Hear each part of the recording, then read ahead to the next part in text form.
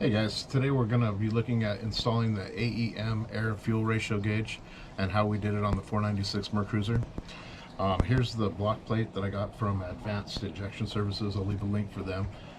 Basically what they do is they make this aluminum plate and they drill in the side of the sensor. They actually drill it through here, but I had to custom make this one for the 496 because there's no room in the front and back with the stock manifolds. They put this at it's angled, so it does have an up and down. It has to be at, I believe it's a 10 degree down. So when the exhaust gases come up, it hits the sensor in a certain direction to make a proper read. Over here, we went ahead and lengthened our studs. We went to a hardware store, got some studs, measured what we had to do in order to put this block on here.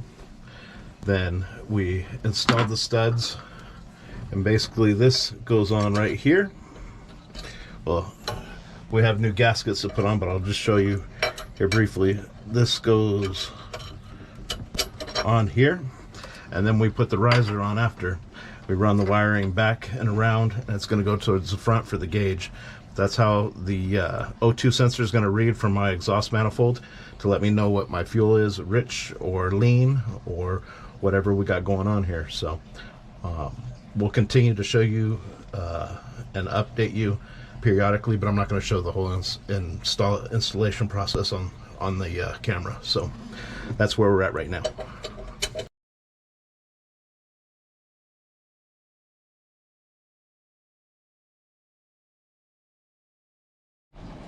Okay, the gasket numbers that you're going to want to use for the 496 risers, you're going to need two of them if you're installing this block.